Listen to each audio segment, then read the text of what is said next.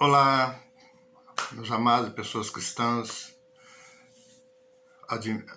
pessoas que gostam e cultivam o amor cristão, né? Simpatizantes, pessoas que têm interesse de conhecer mais a Cristo. Estamos numa data muito importante, uma data de extrema importância, que é a Semana Santa, né?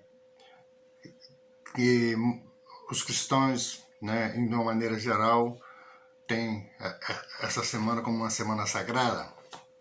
Porém, não tenho nada contra, não posso, né, jogar ninguém, não estou aqui para isso. Isso cabe a Deus.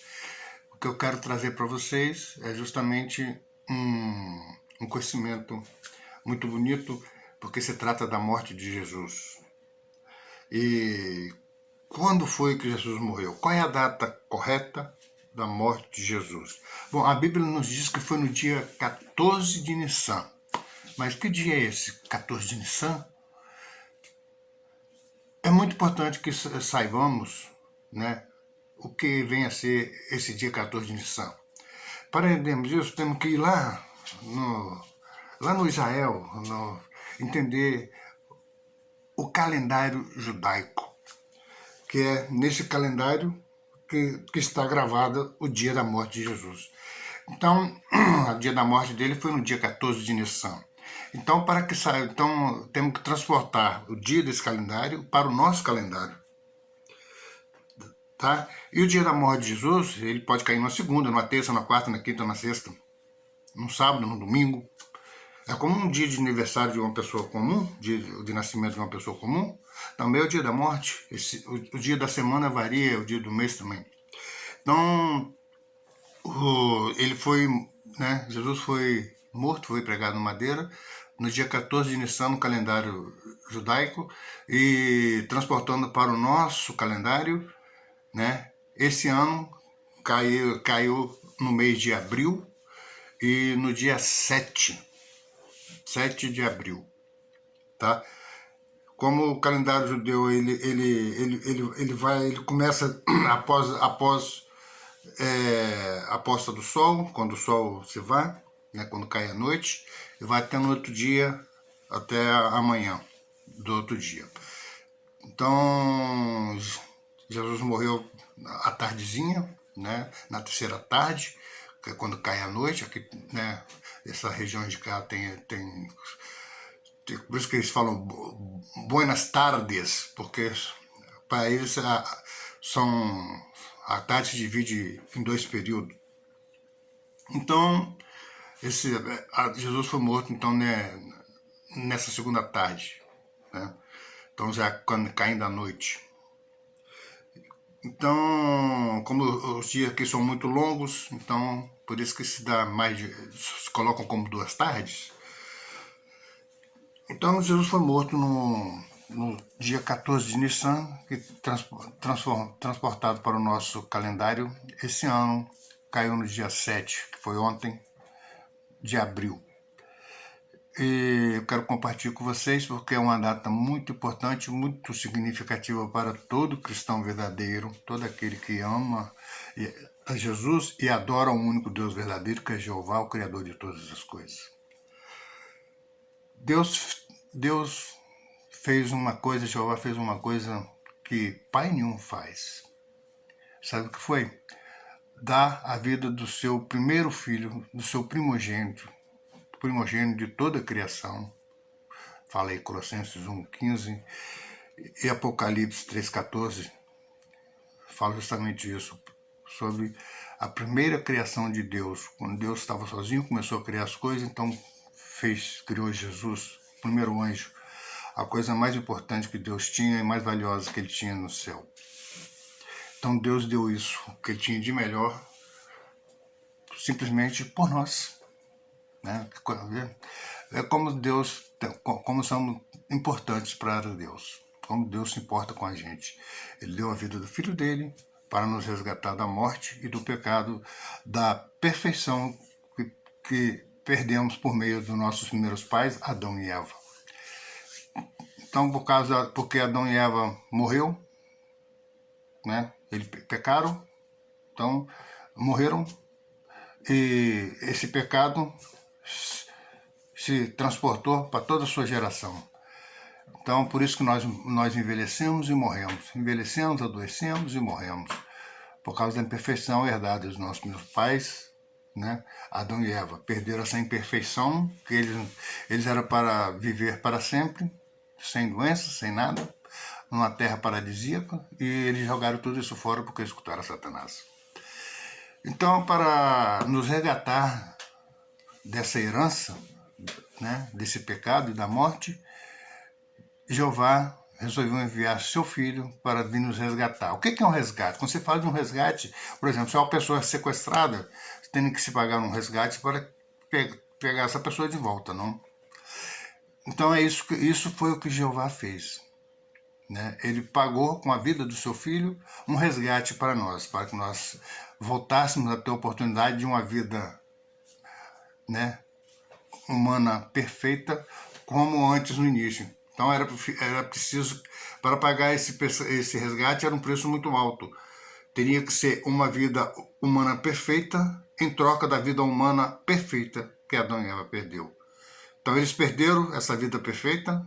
Então, para recuperar essa vida perfeita, Deus teve que dar uma outra vida perfeita em recuperação dessa, para que possamos nós termos uma oportunidade de vida eterna numa terra paradisíaca que Deus tem prometido para nós depois do Armagedon, né?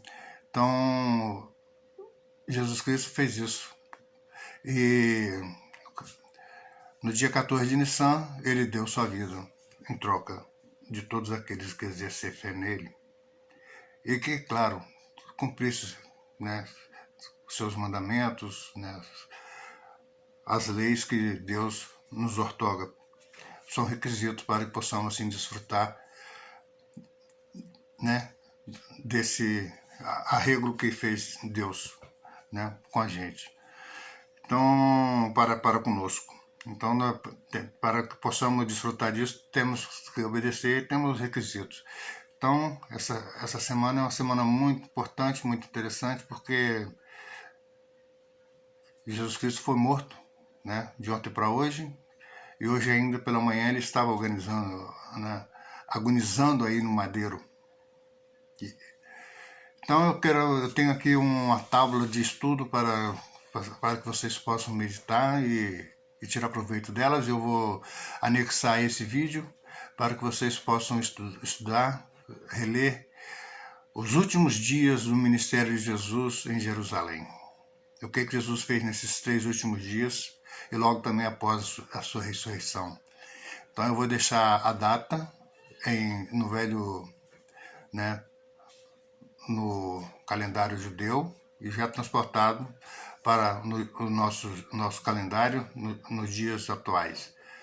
Começa no 8 de Nissan, que representa o dia 1 e o dia 2, porque passa como o dia lá é contado no calendário judaico, é na segunda tarde até outro dia do meio-dia. Então, pega uma tarde do dia 1 e amanhã do dia 2. Então, por isso que vem anexado 2 dias, entende? Para que vocês não confundam. Então, o dia 8 de Nissan equivale a uma tarde do dia 1 e amanhã do dia 2. E assim sucessivamente as datas, dia 9, dia 10, até o dia 14. Então vamos até o dia 16 de Nissan contando essa história e eu deixo anexado nesse vídeo para que vocês possam ler, pesquisar aí, meditar nisso, porque isso significa vida eterna e uma maneira da gente honrar, né, isso é fazer essa comemoração justamente no dia que Jesus morreu, porque Jesus disse: sigam fazendo isso em memória de mim. Então, quando Jesus passou o pão, que representava o seu corpo, fez uma oração, logo em seguida fez outra oração e passou o vinho. E ele disse: isto representa o sangue, né, do pacto, do sangue. Isso representa o sangue que será derramado a favor de vocês. eu faço um novo pacto com vocês. Então Jesus faz um pacto com eles, que começa com os apóstolos, vem até os nossos dias atuais, para comprar 144 mil pessoas para ir ao céu, para formar um reino, porque vem governar a terra. Isso está em Apocalipse 14, versículo 1, e o versículo 3 fala sobre esse número de pessoas que serão compradas ao céu, para ir ao céu. São as únicas pessoas que vão ao céu. Ninguém mais vai ao céu. Tá? Se te ensino isso, a Bíblia não fala isso. A Bíblia dá exatamente isso. 144 mil. E esses 144 mil são o que formam a congregação do Israel espiritual. Tá? Essa congregação, né, a Jerusalém. Tá? Não confundam que muitos falam que vão ser arrebatados. Não. 144 mil que formam essa congregação, que é um reino. Essa congregação representa um reino. E vem, quando fala que vem a Nova Jerusalém, é o reino esse que vem para governar a terra dos céus. Não vem para a terra, não. Entendeu? Vai governar dos céus e com seus representantes aqui na terra. Jesus vai escolher os representantes, pessoas que estarão ligadas diretamente a ele. E esses serão nossos governantes.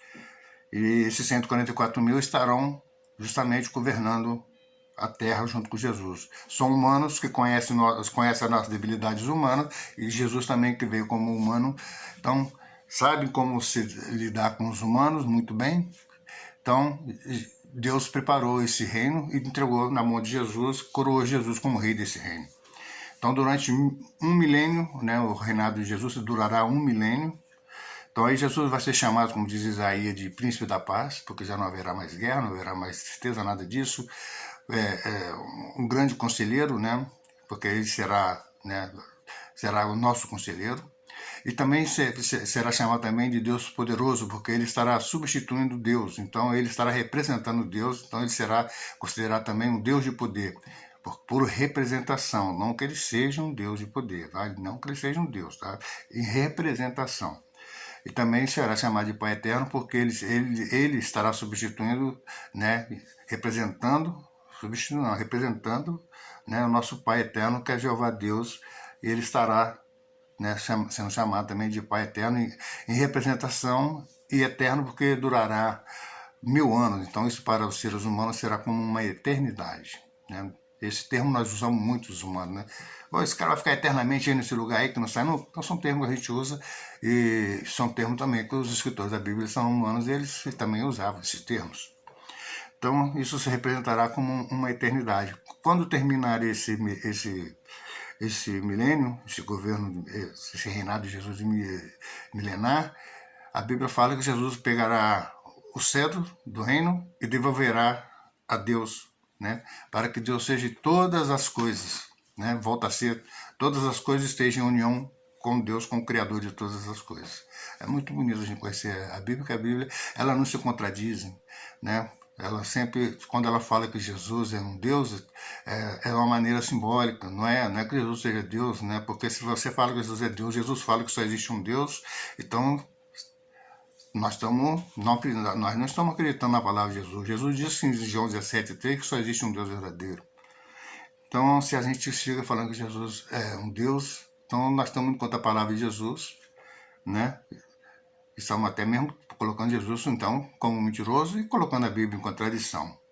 Então nós temos que ouvir muito bem a palavra de Jesus, porque Jesus fala que ele é um representante de Deus, ele é um enviado de Deus. E Jesus em nenhum momento falou que ele era Deus.